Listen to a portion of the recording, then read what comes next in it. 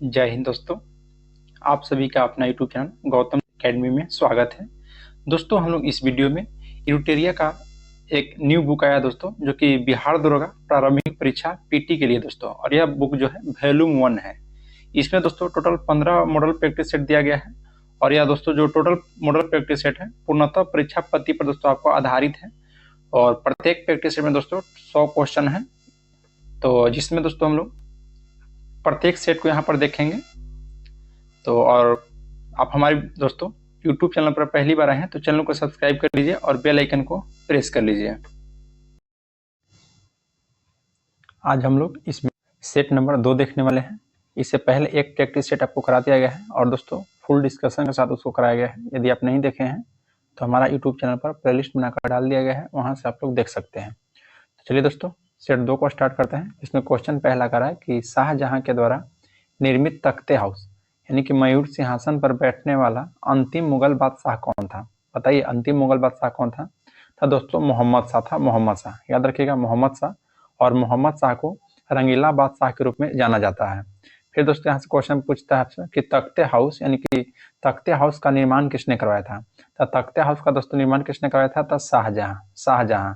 और दोस्तों इसमें एक कोहिनूर हीरा से संबंधित क्वेश्चन यहाँ से पूछता है, क्योंकि इसमें दोस्तों कोहिनूर हीरा लगाया गया था तख्ते हाउस में। तो देखिए उत्तरवर्ती मुगल काल में पश्चिमोत्तर सीमा से ईरान के नेपोलियन नाम से विख्यात, जिसको नादिर शाह दोस्तों आक्रमण किया था भारत में। कब? तो 1739 में। और 24 फरवरी 1739 को नादिर शाह ने करनाल के युद्ध में, ध्यान रखना है, करनाल के युद्ध में मुगल सेना को पराजित किया था। और भारत से लौटते समय नादिर शाह ने शाहजहां का तख्ते हाउस और 30 करोड़ नगद के रूप में और विश्व के जो प्रसिद्ध कोहिनूर हीरा, या तीनों दोस्तों अपने साथ ले गया था। याद रखिएगा कौन कौन? तो तख्ते हाउस को ले गया था, साथ में दोस्तों 30 करोड़ रुपया नगद, और दोस्तों विश्व का जो प्रसिद्ध कोहिनूर हीरा है, यह तीनों को अपने साथ लेकर चला गया था। तो तख्ते हाउस पर अंतिम रूप से बैठने वाला मुगल बादशाह आपका मोहम्मद शाह है, यहाँ से याद रखिएगा। नेक्स्ट है दोस्तों क्वेश्चन नंबर आपका 2। क्वेश्चन 2 का रहा है कि निम्नलिखित में कौन सा कार्य लॉर्ड वेलेस्ली के द्वारा नहीं किया गया है? तो देखिए लॉर्ड वेलेस्ली का कार्यकाल आपसे याद पूछेगा तो याद रखना है 1798 से लेकर 1805 ईस्वी तक रहा है। 1798 से लेकर 1805, तो उसी के बीच में दोस्तों एक सहायक संधि को नीति का अपनाना, ये बिल्कुल सही बात है, लॉर्ड वेलेस्ली इसमें योगदान है। फिर चतुर्थ आंग्ल मैसूर युद्ध के द्वारा मैसूर पर नियंत्रण किया गया था, ये भी सही है, क्योंकि दोस्तों 1798 में ही 1799 में ही चतुर्थ आंग्ल मैसूर युद्ध हुआ था, तो ये भी आपका सही है। फिर फोर्ट विलियम कॉलेज की स्थापना, ये भी सही है दोस्तों, यानी कि ऑप्शन डी हो जाएगा कि निम्नलिखित में से कोई भी आपका गलत नहीं है, कोई भी गलत नहीं है। बाकी कार्यकाल याद रखना है लॉर्ड वेलेस्ली का कब? तो 1798 से 1805 ईस्वी तक। नेक्स्ट है क्वेश्चन नंबर 3। बोला कि 18 फरवरी 1946 को शाही नौसेना विद्रोह किस शहर में शुरू हुआ था? तो देखिए दोस्तों 18 फरवरी 1946 को जो शाही नौसेना विद्रोह हुआ था यह बम्बई से दोस्तों याद रखिएगा। कहाँ से? तो बम्बई से, तो ऑप्शन सी हो जाएगा। और बम्बई से दोस्तों नौसैनिक प्रशिक्षण पोत INS तलवार में नौसैनिक के द्वारा शुरू किया गया था। याद रखना है INS तलवार के जो नौसैनिक थे उनको द्वारा शुरू किया गया था, जो कि दोस्तों कराची, मद्रास, कलकत्ता तक विस्तृत हुआ था, जिसमें सबसे पहले बम्बई से स्टार्ट हुआ था। और मोहम्मद अली जिन्ना और सरदार वल्लभ भाई पटेल के दोस्तों आह्वान पर विद्रोहियों ने आत्मसमर्पण किया था। याद रखिएगा किनके आह्वान पर? तो मोहम्मद अली जिन्ना और सरदार वल्लभ भाई पटेल के आह्वान पर। नेक्स्ट है कि मित्र मेला संगठन की स्थापना किसके द्वारा किया गया था? तो मित्र मेला की स्थापना दोस्तों BD सावरकर के द्वारा, याद रखना है, BD सावरकर के द्वारा किया गया था। फिर दोस्तों याद रखना है गणपति उत्सव मनाने के सिलसिले में जब 1899 ईस्वी में BD सावरकर के द्वारा नासिक में मित्र मेला की स्थापना किया गया था, नासिक में, याद रखिएगा। और मित्र मेला 1904 ईस्वी में, कब? तो 1904 ईस्वी में अभिनव भारत संस्था के रूप में परिणत हो गया था। यानी कि मित्र मेला दोस्तों 1899 में स्थापना हुआ था और आगे चलकर 1904 ईस्वी में अभिनव भारत में तब्दील हो गया था, याद रखिएगा। नेक्स्ट दोस्तों क्वेश्चन नंबर 5। क्वेश्चन 5 का रहा है कि सतनामी विद्रोह निम्न में से किस मुगल बादशाह के समय हुआ था? तो सतनामी विद्रोह दोस्तों 1672 में, याद रखना है, 1672 में जो किसान और मुगल के बीच मथुरा के निकट नारनौल नामक स्थान पर जो सतनामी विद्रोह हुआ था, और इस विद्रोह का नेतृत्व सतनामी नामक एक धार्मिक संप्रदाय कर रहा था। तो उस समय दोस्तों जो मुगल शासक था वह औरंगजेब था, याद रखिएगा कौन था? तो औरंगजेब। और यह कब हुआ है दोस्तों सतनामी विद्रोह? तो 1672 में। नेक्स्ट है कि वैदिक कालीन सभा का संबंध निम्न में से किससे था? तो वैदिन काली का संबंध जो था दोस्तों कुलीन या वृद्ध मनुष्य की संस्था से, कुलीन या वृद्ध मनुष्य की संस्था से। तो ऑप्शन नंबर यहाँ पे आपका डी राइट हो जाएगा, याद रखिएगा। नेक्स्ट क्वेश्चन पाते हैं, क्वेश्चन नंबर 7 है। क्वेश्चन 7 है कि महाविभास सूत्र जो बौद्ध दर्शन का एक विश्वकोश है की रचना किस बौद्ध संगीति में की गई थी। तो देखिए दोस्तों, बौद्ध धर्म की जो चतुर्थ बौद्ध संगीति में दोस्तों याद रखिएगा। और याद रखना है जो चतुर्थ बौद्ध संगीति का आयोजन हुआ था कुंडल वन जो कि कश्मीर में पड़ता था, और यह दोस्तों कनिष्क के शासनकाल में हुआ है, कनिष्क के शासनकाल में, याद रखिएगा। और चतुर्थ बौद्ध संगीति की अध्यक्षता पूछेगा तो वसुमित्र के द्वारा किया गया था, वसुमित्र के द्वारा, जिन्होंने महाविभास सूत्र लिखकर टीकाओं का संकलन किया था। महाविभास सूत्र लिखकर दोस्तों टीकाओं का संकलन किसने किया था? तो कनिष्क ने। कौन सा बौद्ध संगीति में? तो चतुर्थ बौद्ध संगीति में, याद रखिएगा। और टोटल दोस्तों 4 बौद्ध संगीति हुआ है, ये भी याद रखना है। नेक्स्ट है कि कांग्रेस समाजवादी पार्टी की स्थापना किसके नेतृत्व में किया गया था? तो कांग्रेस समाजवादी पार्टी की स्थापना दोस्तों 1934 के बम्बई में आचार्य नरेंद्र देव और जयप्रकाश नारायण के द्वारा किया गया था। आचार्य नरेंद्र देव और जयप्रकाश नारायण के द्वारा, याद रखिएगा। यहाँ पे ऑप्शन डी हो जाएगा दोस्तों, बी और सी दोनों। और याद रखना है जो जयप्रकाश नारायण थे दोस्तों वह कांग्रेस समाजवादी दल का महासचिव पहले बनाए गए थे, मैंने कांग्रेस समाजवादी पार्टी का प्रथम महासचिव कहेगा तो जयप्रकाश नारायण को बनाया गया था।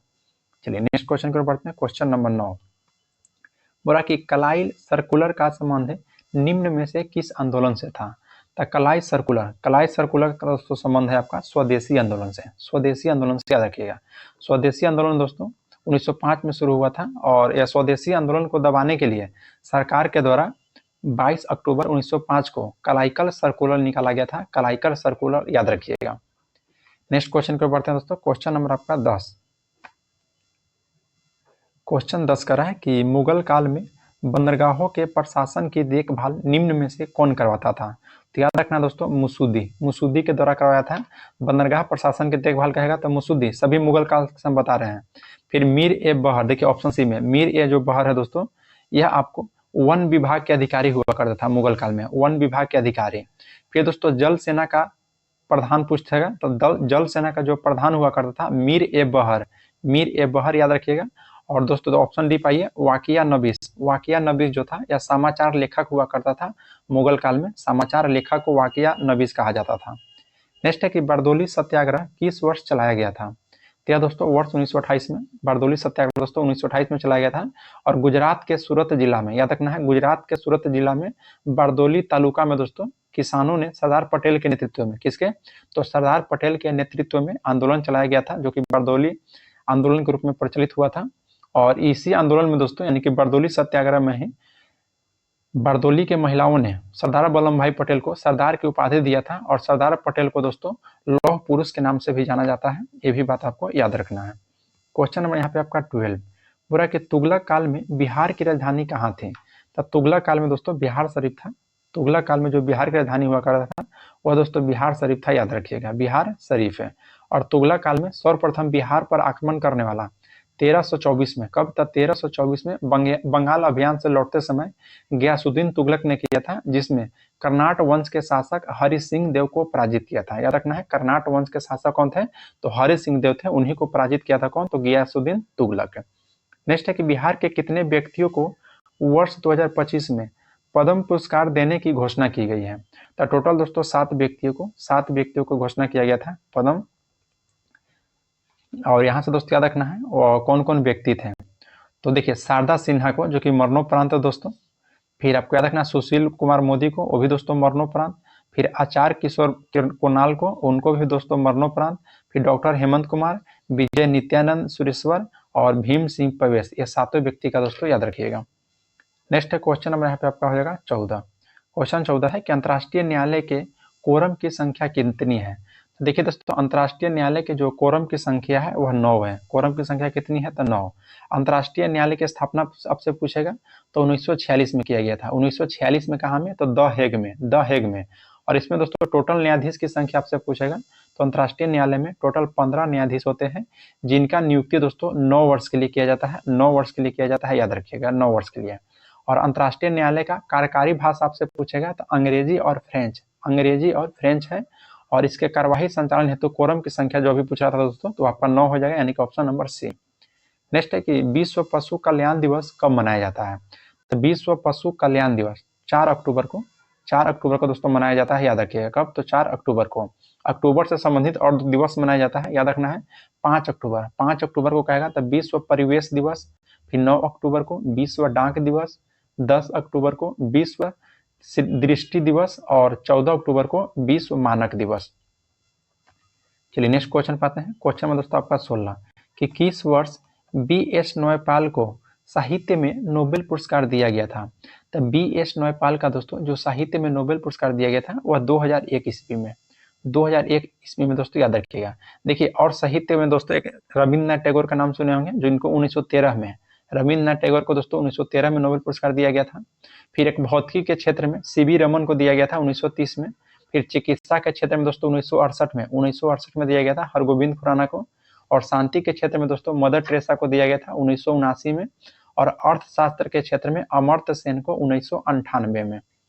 नेक्स्ट है दोस्तों कि निम्नलिखित में कौन सी पुस्तक खुशवंत सिंह के द्वारा नहीं लिखा गया है?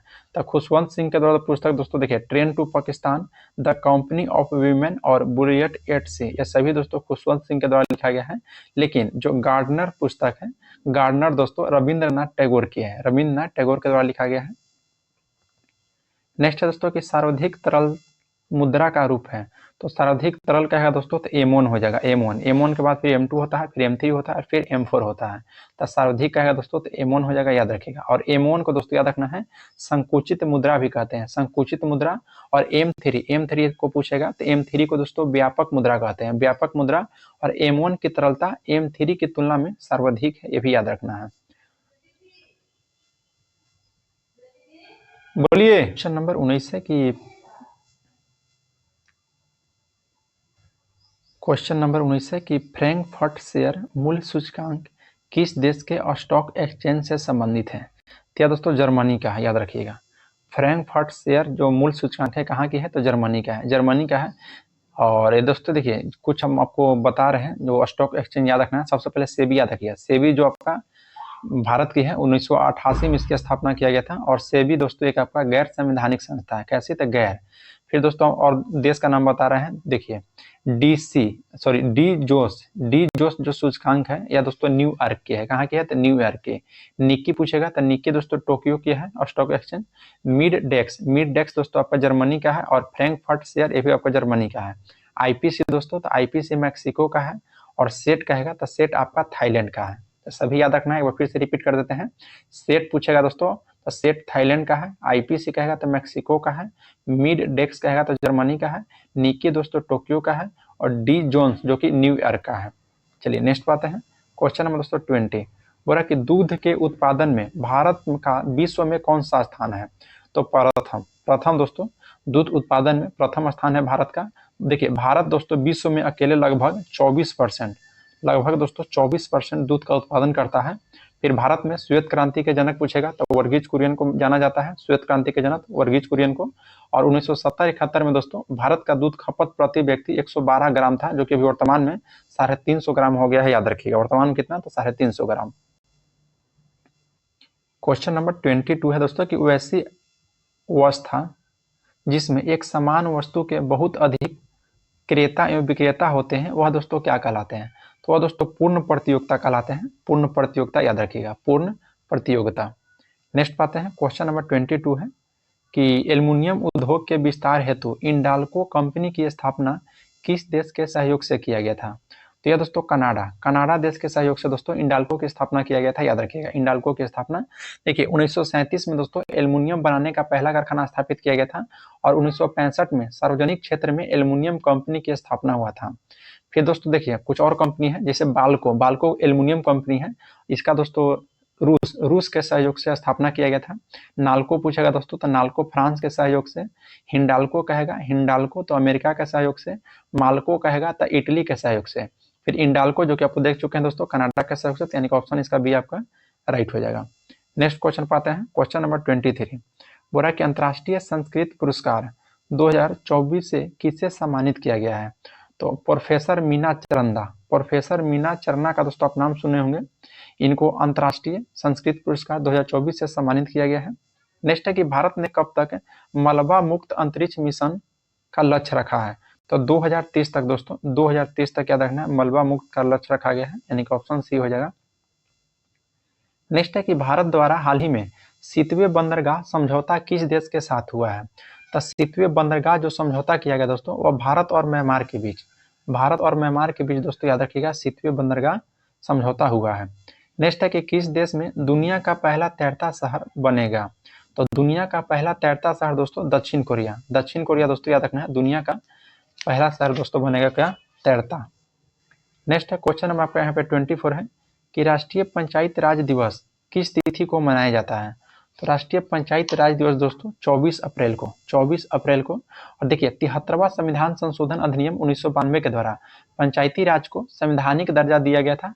कब दोस्तों? 73वां संशोधन 1992 के तहत।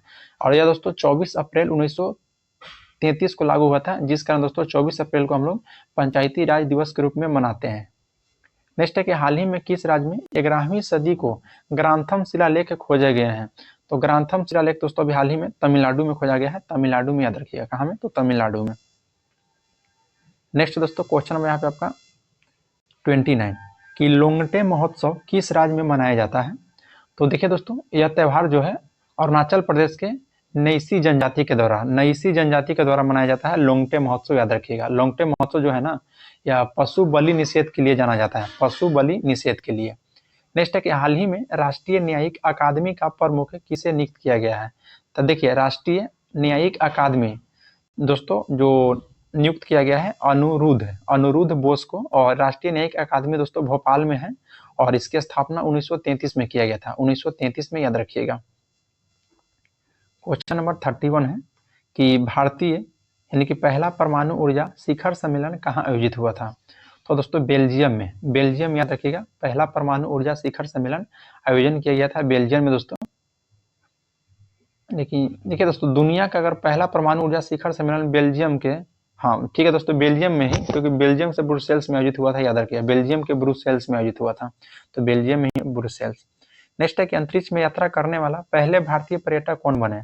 तो गोपी चंद थोटाकुरा, गोपी चंद थोटाकुरा याद रखना है कि अंतरिक्ष में यात्रा करने वाले पहले पर्यटक बन चुके हैं। और इस मिशन में दोस्तों टोटल 6 सदस्य शामिल थे, इनके साथ टोटल कितने? तो 6 सदस्य शामिल थे।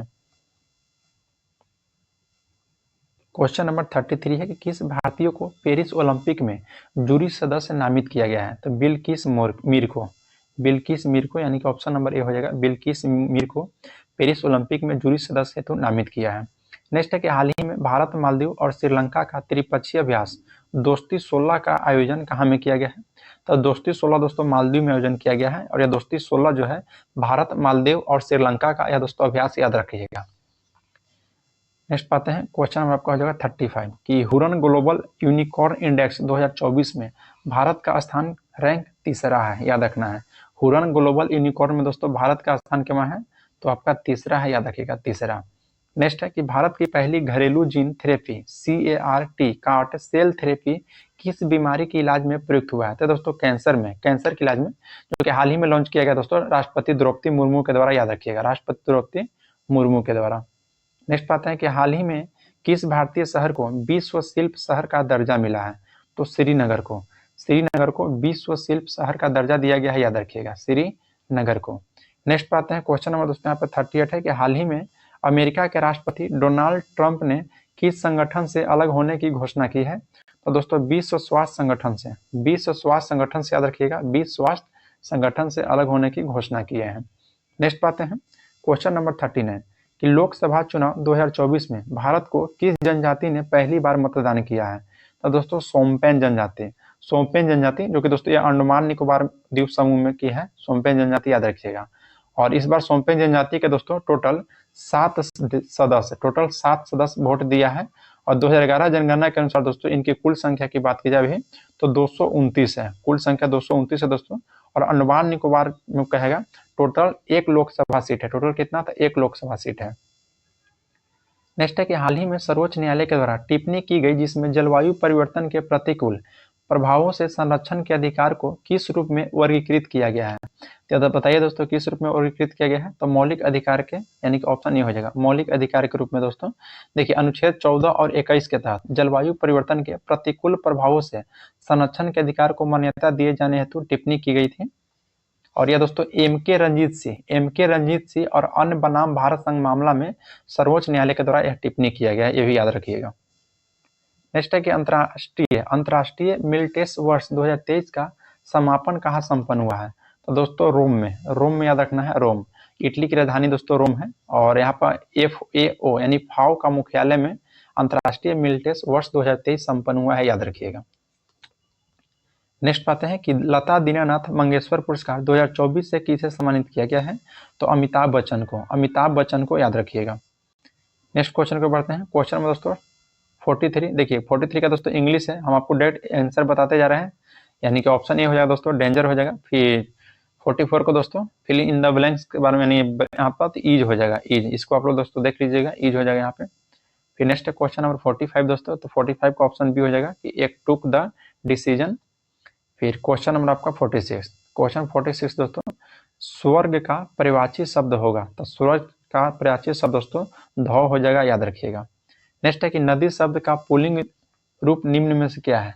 तो नदी का दोस्तों जो पुल्लिंग रूप है आपका नद होता है, याद रखिएगा। और नदी शब्द दोस्तों पुल्लिंग रूप नद है, जबकि समुद्र, सागर पुल्लिंग शब्द के रूप में हमेशा प्रयोग किया जाता है। नेक्स्ट पाते हैं क्वेश्चन नंबर दोस्तों 48। क्वेश्चन 48 है कि जिसको प्राप्त करना अधिक कठिन हो वाक्य के लिए सही शब्द कौन सा है? तो दुर्लभ है, उसका हम लोग दोस्तों दुर्लभ का प्रयोग करेंगे यहाँ पे। नेक्स्ट है कि देवासुर में कौन सा समास है? तो देवासुर मतलब दोस्तों देव और असुर, इसमें द्वंद्व समास हो जाएगा, द्वंद्व समास, याद रखिएगा। नेक्स्ट है कि निम्न में कौन अल्प प्राण वर्ण का उदाहरण है? तो अल्प प्राण वर्ण का उदाहरण दोस्तों ऑप्शन हो जाएगा ए, क और ग। देखिए अल्प प्राण मतलब दोस्तों प्राण अर्थात मतलब वायु की प्रयुक्ति के आधार पर व्यंजन को अल्प प्राण और महाप्राण के रूप में बांटा गया है। नेक्स्ट है कि राष्ट्रीय विकास परिषद का गठन कब किया गया था? तो राष्ट्रीय विकास परिषद का गठन दोस्तों अगस्त 1952 को किया गया था। और राष्ट्रीय विकास परिषद का रचना दोस्तों, जो कि जैसे प्रधानमंत्री होते हैं, जो कि अध्यक्ष, इसके राष्ट्रीय विकास परिषद के अध्यक्ष होते हैं तो प्रधानमंत्री। इसमें दोस्तों संघीय मंत्रिमंडल के सभी मंत्रीगण भाग लेते हैं और सभी राज्य के मुख्यमंत्री भी शामिल होते हैं दोस्तों, और सभी केंद्र शासित राज्य के मुख्यमंत्री, प्रशासक और नीति आयोग के सदस्य भी इसमें शामिल होते हैं। नेक्स्ट पाते हैं क्वेश्चन नंबर 52 कि निम्नलिखित में से कौन सा कथन सत्य है? पहला कथन है दोस्तों कि संसद में पहला लोकपाल विधेयक वर्ष 1968 में प्रस्तुत किया गया था, जो कि बिल्कुल राइट है, 1968 में प्रस्तुत किया गया है पहला लोकपाल विधेयक। फिर लोकपाल एवं लोकायुक्त की स्थापना का सुझाव प्रशासनिक सुधार आयोग ने दिया था, ये भी सही है दोस्तों। फिर नेक्स्ट है कि देश के प्रथम लोकपाल न्यायाधीश पिनाकी चंद्र घोष थे, ये भी सही है दोस्तों, पिनाकी चंद्र घोष है। और एक बात और याद रखना है कि लोकपाल में एक अध्यक्ष होते हैं दोस्तों और 8 सदस्य होते हैं, तो ऑप्शन यहाँ पे डी हो जाएगा, इनमें से सभी आपका सही है। नेक्स्ट है कि भारतीय संविधान के निर्माण करने वाली संविधान सभा के गठन हुआ था, तो संविधान सभा के गठन जो किया गया था दोस्तों वह दिसंबर 1946 में याद रखना है, संविधान सभा के गठन किया गया था। है कि राष्ट्रपति के द्वारा राज्यसभा में साहित्य, कला, विज्ञान व समाज सेवा इत्यादि के क्षेत्र में ख्याति प्राप्त व्यक्तियों को मनोनयन निम्न में से किस देश के संविधान से प्रेरित है? तो दोस्तों आयरलैंड से प्रेरित है, आयरलैंड से। और राज्यसभा में दोस्तों टोटल 12 सदस्यों को मनोनयन करते हैं, याद रखिएगा। और यहाँ से और कुछ बताते हैं, देखिए आयरलैंड से क्या क्या लिया गया है। तो आयरलैंड से याद रखना है कि नीति निर्देशक सिद्धांत यानी कि DPSP, फिर राष्ट्रपति के निर्वाचक मंडल की व्यवस्था, फिर राष्ट्रपति के द्वारा दोस्तों राज्यसभा में साहित्य, कला, विज्ञान, समाज सेवा के क्षेत्र में जो मनोनयन है। फिर मौलिक कर्तव्य का प्रावधान कहेगा दोस्तों, तो मौलिक कर्तव्य का प्रावधान आपका रूस से लिया गया है। और आपातकाल के प्रवर्तन के दौरान राष्ट्रपति का मौलिक अधिकार संबंधित शक्तियां वो आपको जर्मनी से लिया गया है, याद रखिएगा। चलिए नेक्स्ट पाते हैं क्वेश्चन नंबर 52 कि निम्नलिखित में से किस अनुच्छेद के तहत भारत सरकार के द्वारा भारत रत्न, पद्म विभूषण और पद्म भूषण, पद्म श्री, सेना द्वारा परमवीर चक्र, महावीर चक्र और वीर चक्र आदि पुरस्कार दिए जाते हैं? तो अनुच्छेद 18 में दोस्तों जो कि उपाधियों के अंत की बात की गई है, याद रखिएगा, जिसमें भारत सरकार के द्वारा भारत रत्न, पद्म विभूषण, पद्म, ये सभी जो है आपको अनुच्छेद 18 के तहत ही दिए जाते हैं। फिर अनुच्छेद 16 में दोस्तों याद रखना है कि लोक नियोजन के विषय में अवसर की समानता की बात करता है। फिर अनुच्छेद 55 में दोस्तों राष्ट्रपति का निर्वाचन जो कि समानुपातिक प्रतिनिधित्व प्रणाली के तीसरे प्रारूप में एकल संक्रमणीय मत पद्धति के द्वारा होता है। फिर अनुच्छेद 38 दोस्तों याद रखना है कि राज्य लोक कल्याण की अभिवृद्धि के लिए सामाजिक व्यवस्था बनाएगा जिसके नागरिक को सामाजिक, आर्थिक और राजनीतिक न्याय मिलेगा। नेक्स्ट है क्वेश्चन नंबर 56 कि निम्नलिखित में कौन से राष्ट्रपति कार्यवाहक राष्ट्रपति के पद पर कार्य नहीं किए हैं? तो नीलम संजीव रेड्डी दोस्तों, नीलम संजीव रेड्डी ऐसे व्यक्ति हैं जो कि कार्यवाहक राष्ट्रपति के तौर पर काम नहीं किए हैं। और भारत में दोस्तों अब तक 3 राष्ट्रपति जो कि कार्यवाहक राष्ट्रपति के तौर पर काम किए हैं। एक है बीबी गिरी, मोहम्मद हिदायतुल्लाह और बीडी जत्ती। बीबी गिरी और बीडी जत्ती और मोहम्मद हिदायतुल्लाह याद रखिएगा, यह तीनों दोस्तों अभी तक कार्यवाहक राष्ट्रपति के तौर पर काम किए हैं। और नीलम संजीव रेड्डी दोस्तों याद रखना है, यह निर्विरोध चुने जाने वाले प्रथम राष्ट्रपति बने थे। नेक्स्ट है कि राज्यसभा के कितने ऐसे सदस्य रहे जो कि कालांतर में भारत के प्रधानमंत्री बने हैं? तो टोटल दोस्तों 4, टोटल 4 सदस्य रह चुके हैं, यानी कि ऑप्शन बी हो जाएगा। 4 सदस्य का नाम बता देते हैं। इंदिरा गांधी थी, आई.के. गुजराल था दोस्तों, एच.डी. देवगौड़ा थे और डॉक्टर मनमोहन सिंह थे। नेक्स्ट है कि निम्नलिखित में से सबसे कम समय तक मुख्य न्यायाधीश के पद पर रहने वाला न्यायाधीश कौन है? तो सबसे कम समय तक दोस्तों कमल नारायण सिंह। कमल नारायण सिंह दोस्तों रहे थे, याद रखिएगा, कमल नारायण सिंह। मात्र दोस्तों 17 दिन, मात्र कितना दिन? तो 17 दिन याद रखिएगा। और सबसे अधिक समय तक दोस्तों मुख्य न्यायाधीश के पद पर रहने वाले कौन थे? तो यशवंत विष्णु चंद्रचूड़ है। यशवंत विष्णु चंद्रचूड़ दोस्तों कितना दिन तक रहे थे? तो याद रखिएगा 2696 दिन तक रहे थे दोस्तों यशवंत विष्णु चंद्रचूड़ और कमल नारायण सिंह 17 दिन तक। नेक्स्ट है क्वेश्चन नंबर 59 कि निम्नलिखित में से किस संविधान संशोधन के द्वारा वन, शिक्षा, जनसंख्या नियंत्रण और परिवार नियोजन, बाट व माप, जानवर तथा पक्षियों की सुरक्षा आदि विषय को समवर्ती सूची में शामिल किया है? तो दोस्तों 42वां संविधान संशोधन जो कि 1976 के तहत, याद रखिएगा 42वां संविधान संशोधन 1976 के तहत। और कुछ हुआ है जिसमें याद रखना है कि संविधान के प्रस्तावना में समाजवादी, धर्मनिरपेक्ष, एकता और अखंडता शब्द जोड़ा गया है। फिर दोस्तों लोकसभा और विधानसभा की अवधि 5 वर्ष से बढ़ाकर 6 वर्ष कर दिया गया था और सभी नीति निर्देशक सिद्धांत को मूल अधिकार पर सर्वोच्चता सुनिश्चित किया गया था 42वां संविधान संशोधन 1976 के ही तहत। नेक्स्ट है कि निम्नलिखित में कौन व्यक्ति अपना त्यागपत्र राष्ट्रपति को नहीं देता है? राज्यपाल दोस्तों तो अपना त्यागपत्र राष्ट्रपति को, प्रधानमंत्री भी देते हैं और मुख्य न्यायाधीश भी देते हैं। लेकिन दोस्तों लोकसभा जो अध्यक्ष है ये अपना त्यागपत्र उपाध्यक्ष को देते हैं, उपाध्यक्ष को।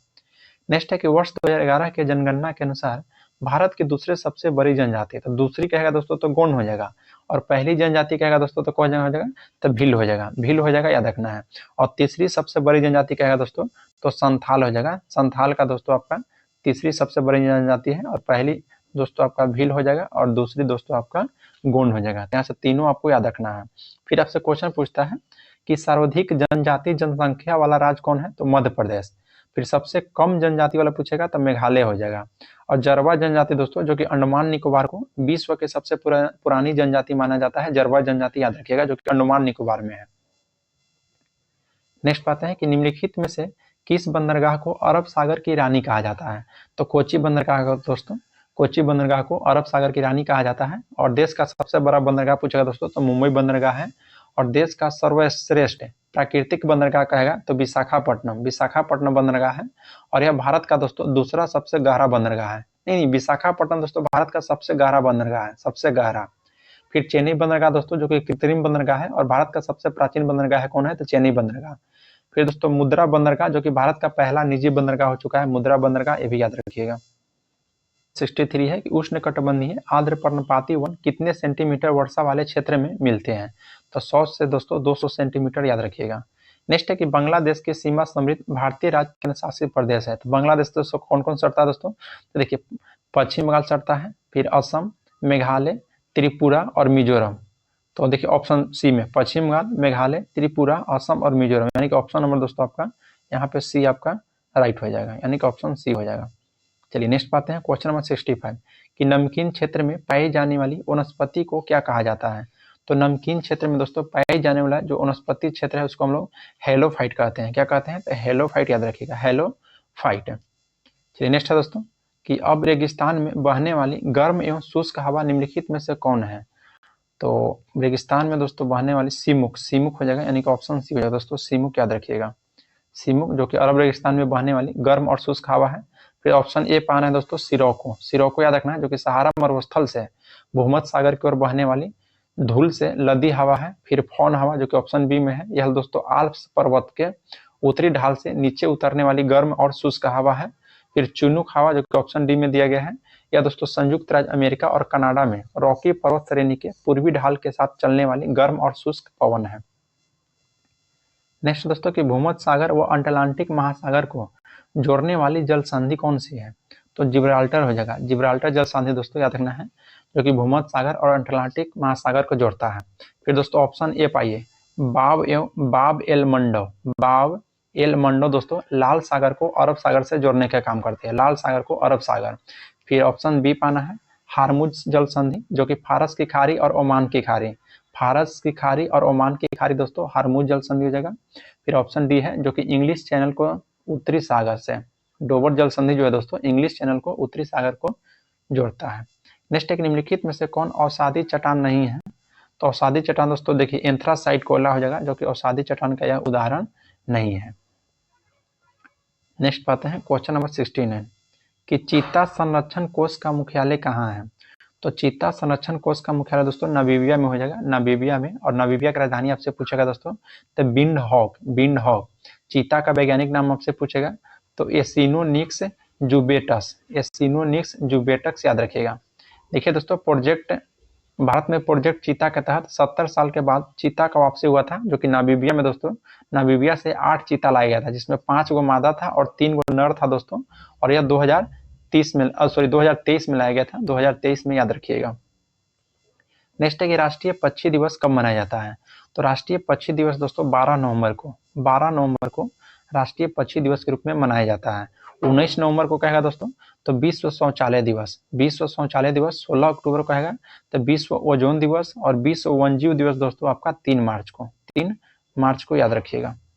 नेक्स्ट पाते हैं कि सेल्सियस में केल्विन में बदलने का सूत्र क्या है? तो सेल्सियस को अगर केल्विन में बदलिएगा तो ऑप्शन बी पाइए, केल्विन बराबर सेल्सियस प्लस 273.15 जो कर दीजिएगा दोस्तों, तो आपका केल्विन का मान निकल जाएगा। नेक्स्ट है कि जब पानी को गर्म किया जाता है तो उसके आयतन पर क्या प्रभाव पड़ता है? तो आयतन दोस्तों उसका घटता है। अगर पानी का आप गर्म कीजिएगा तो आयतन दोस्तों उसका गर्म करा दोस्तों बढ़ेगा, गर्म करने पर दोस्तों बढ़ता है आयतन, याद रखिएगा। क्वेश्चन नंबर 23 है कि ध्वनि तरंग की आवृत्ति। तो ध्वनि तरंग की आवृत्ति दोस्तों 1 सेकेंड में दिए गए बिंदु से गुजरने वाली तरंगों की संख्या होती है, याद रखिएगा। तो ऑप्शन नंबर यहाँ पे बी आपका राइट हो जाएगा। क्वेश्चन नंबर 24 है कि निम्नलिखित में से वह घटना क्या है जिसके कारण तरंग एक छोटे छिद्र से गुजरने के बाद फैलती है? तो दोस्तों विवर्तन है, विवर्तन याद रखिएगा। क्या है कारण? तो विवर्तन हो जाएगा। नेक्स्ट है कि निम्नलिखित में से किस भौतिक राशि की इकाई में समय को 2 बार उपयोग किया जाता है? तो त्वरण में दोस्तों, त्वरण में समय को 2 बार उपयोग किया जाता है, याद रखिएगा। कितने बार? तो 2 बार। त्वरण का SI मात्रक पूछेगा तो मीटर प्रति सेकंड होता है, और मीटर प्रति सेकंड स्क्वायर होता है। और त्वरण का CGS मात्रक कहेगा तो सेंटीमीटर प्रति सेकंड स्क्वायर होता है। नेक्स्ट पाते हैं क्वेश्चन नंबर 76 कि पृथ्वी के घूर्णन गति बढ़ने पर G का मान विषुवत रेखा पर हो जाता है तो कम हो जाता है दोस्तों, विषुवत रेखा पर कम हो जाता है, याद रखिएगा। पृथ्वी के घूर्णन गति बढ़ने पर जो छोटी जी का मान विषुवत रेखा पर कम होता है, और पृथ्वी के घूर्णन गति घटने पर छोटे जी का मान विषुवत रेखा पर बढ़ जाता है। याद रखना दोस्तों, यहाँ पर गति बढ़ने कह रहा है, लेकिन अगर गति घटने कहेगा दोस्तों तो छोटे जी का मान यहाँ पे अधिक हो जाएगा। और पृथ्वी के ध्रुव पर दोस्तों छोटी जी का मान महत्तम होता है, ध्रुव पर याद रखना है। और पृथ्वी की सतह से ऊपर या नीचे जाने पर छोटी जी का मान घटता है, और पृथ्वी के केंद्र पर गुरुत्वीय त्वरण का मान दोस्तों 0 होता है, यह सभी याद रखिएगा। नेक्स्ट है कि निम्नलिखित में से कौन सा कथन असत्य है? तो पहला है कि नमीयुक्त वायु का घनत्व शुष्क वायु के घनत्व से कम होता है, यह तो कथन आपका सत्य है दोस्तों। नेक्स्ट है कि शुष्क वायु की अपेक्षा नमीयुक्त वायु में ध्वनि की चाल अधिक होता है, ये भी कथन सत्य है। यानी कि ऑप्शन डी है दोस्तों, इनमें से कोई नहीं, यानी कि कोई भी असत्य नहीं है, सभी आपका सही है। नेक्स्ट है कि जीवित मानव शरीर में सबसे कम मात्रा में पाए जाने वाला तत्व निम्नलिखित में से कौन है? तो मैग्नीज हो जाएगा, मैग्नीज दोस्तों याद रखना है, मैग्नीज, जो कि जीवित मानव शरीर में सबसे कम मात्रा में पाए जाने वाला तत्व है कौन सा? तो मैग्नीज याद रखिएगा। नेक्स्ट क्वेश्चन पाते हैं दोस्तों, इसे दोस्तों मानव औसत हम बता दें तो देखिए ऑक्सीजन दोस्तों सबसे अधिक हो जाएगा, क्योंकि 65% ऑक्सीजन पाया जाता है मानव शरीर में। फिर हाइड्रोजन की बात किया दोस्तों तो हाइड्रोजन होता है 10% पाया जाता है।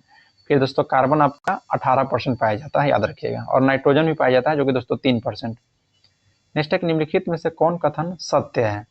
तो पहला कथन है, ये देखिए दूसरा कथन दोस्तों, किसी द्रव के पृष्ठ पर वाष्प दाब जितना बढ़ जाएगा वाष्पन की दर उतनी ही घटती जाएगी।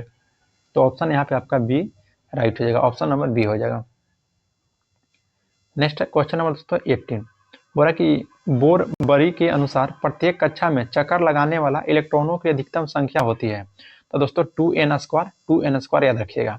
देखिए कक्षा अगर के में दोस्तों इसी सूत्र से हम लोग बैठाते हैं, कक्षा अगर के में जिसकी उपकक्षा एस होता है दोस्तों, इसमें 2 इलेक्ट्रॉन की संख्या होता है। फिर कक्षा एल में के एल एम एन ये होता है आपका कक्षा, उपकक्षा कहेगा तो S S P D F.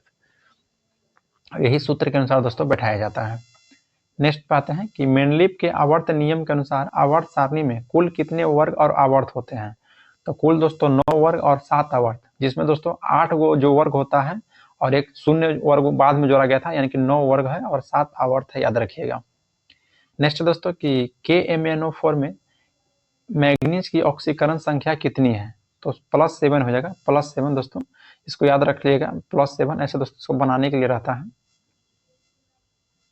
Question number 83 है कि थैलियम में पारा का विलयन निम्नलिखित में से किस प्रकार का विलयन का उदाहरण है।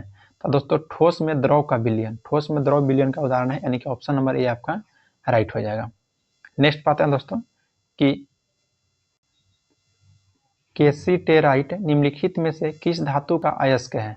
तो कैसीटेराइट दोस्तों टीन का हो जाएगा, टीन का अयस्क हो जाएगा, याद रखिएगा।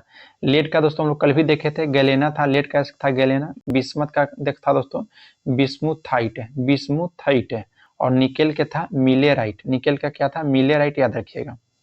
चलिए नेक्स्ट पाते हैं कि चूहा मारने वाला दवा के रूप में निम्नलिखित में से किसका प्रयोग किया जाता है। तो जिंक फॉस्फाइड का दोस्तों याद रखिएगा, जिंक फॉस्फाइड का प्रयोग किया जाता है। नेक्स्ट है कि फूलों का अध्ययन क्या कहलाता है। तो फूलों का अध्ययन दोस्तों एंथ्रोलॉजी, फूलों का अध्ययन एंथ्रोलॉजी कहलाता है। और देखिए फूलों का अध्ययन एंथ्रोलॉजी, और फूलों का खेती कहेगा तो फ्लोरिकल्चर, खेती कहेगा दोस्तों तो फ्लोरिकल्चर। फिर वृक्ष और झाड़ियों का अध्ययन दोस्तों डेंड्रोलॉजी। और काष्ठी पेड़ों का संवर्धन आपका सिल्वीकल्चर। नेक्स्ट है कि यदि एक पुरुष के वृषण के विकास में कमी के साथ स्तनों का विकास अधिक होने लगा, तो बताइए कि इस पुरुष की किस गुणसूत्र में परिवर्तन हुआ होगा। तो दोस्तों इसका आंसर होना चाहिए ऑप्शन डी, 25 + XXY, 25 + XXY दोस्तों याद रखिएगा। नेक्स्ट पाते हैं कि वातावरण में तापमान में होने वाला परिवर्तन की संवेदना को मस्तिष्क का कौन सा भाग ग्रहण होता है। तो हाइपोथैलेमस में दोस्तों, हाइपोथैलेमस में याद रखिएगा, हाइपोथैलेमस में। और मेंडुला ऑब्लिंगोटा में कहेगा दोस्तों जो हमारे शरीर का अनैच्छिक क्रिया होता है, अनैच्छिक क्रिया जैसे छींक, उल्टी, खांस, हृदय की गति, पाचन, ये सभी दोस्तों मेंडुला ऑब्लिंगोटा के तहत होता है। फिर थैलेमस ग्रंथि से याद रखना, दर्द ठंडा गर्म ये सभी दोस्तों पहचानने का कार्य करता है थैलेमस। नेक्स्ट पाते हैं क्वेश्चन नंबर दोस्तों यहाँ पे आपका 89 कि निम्नलिखित में से कौन सा कथन हाइड्रा जीव की विशेषता को प्रदर्शित करता है। तो देखिए हाइड्रा जीव में मुकुलन विधि से प्रजनन होता है, बिल्कुल सही है। और इसमें दोस्तों पुनरुद्भवन की क्षमता होती है, और इस जीव में टेंटिकल्स जैसी संरचना पाई जाती है। तो ऑप्शन डी हो जाएगा, इनमें से सभी। नेक्स्ट है कि निम्नलिखित में से कौन सा युग्म सही सुमेलित है। तो पहला है खसरा, जो को हो जाएगा पैरामिक्सो वायरस, बिल्कुल सही है दोस्तों, यानी कि ऑप्शन ए हो जाएगा। खसरा रोग दोस्तों पैरामिक्सो वायरस के कारण होता है। फिर देखिए दोस्तों यहाँ पे पीत जवर, जो कि गलत दिया है, पीत जवर होता है अरबो वायरस से। फिर हर्पीज रोग जो होता है दोस्तों, यह हर्पीज वायरस से होता है, हर्पीज वायरस से याद रखिएगा। नेक्स्ट है कि फ्लोएम ऊतक में खाद्य पदार्थ का संचरण पौधे के शरीर में किस दिशा में होता है। तो फ्लोएम में क्या कहता है दोस्तों, तो ऊपर नीचे दोनों की ओर होता है। और जाइलम में कहता है दोस्तों तो केवल एक ओर होता है, यानी कि नीचे से ऊपर की ओर होता है, याद रखिएगा।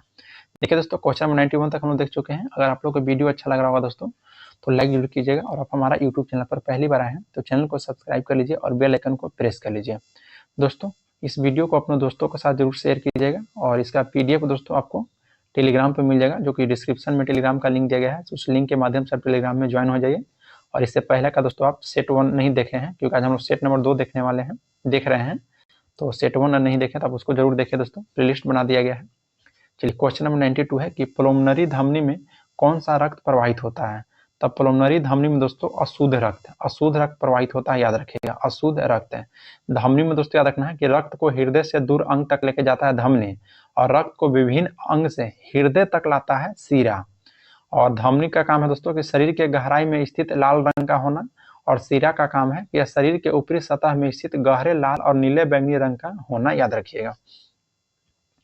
चलिए नेक्स्ट बात है दोस्तों, क्वेश्चन नंबर आपका 93 कि पूर्ण जनन की शक्ति यानी कि पावर ऑफ रिजेनरेशन सबसे कम निम्नलिखित में से किस कोशिका का होता है दोस्तों? तो मस्तिष्क की कोशिका का। लगभग दोस्तों आप कह सकते हैं कि होता ही नहीं है, यानी मस्तिष्क की कोशिका को याद रखिएगा। नेक्स्ट बात है क्वेश्चन नंबर 94 है कि मोलस्का जगत के जंतु निम्नलिखित में से किस अंग के द्वारा उत्सर्जन करता है?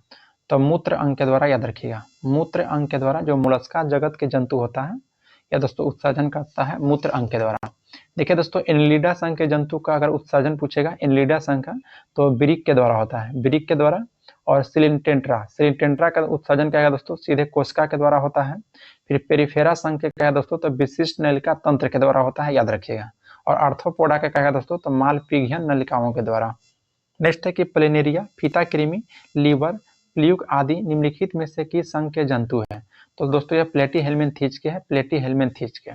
क्वेश्चन 96 दोस्तों देखिए, तो आपका दोस्तों मैथ से आ गया, यानी 96 का ऑप्शन जब बनाएगा दोस्तों तो 25 आएगा, यानी कि ऑप्शन सी हो जाएगा। फिर 97 दोस्तों क्वेश्चन बनाएगा तो 97 का आपका दोस्तों 3000 आंसर आएगा, 3000, यानी कि ऑप्शन सी हो जाएगा।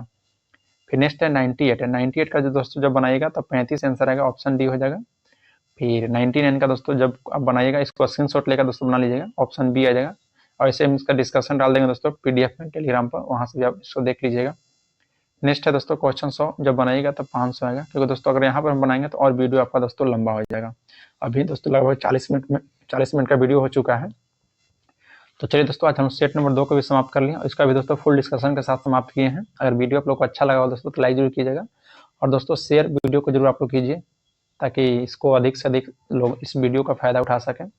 तो चलिए आज के लिए इतना ही, फिर मिलते हैं आपसे नेक्स्ट वीडियो में। जय हिंद दोस्तों।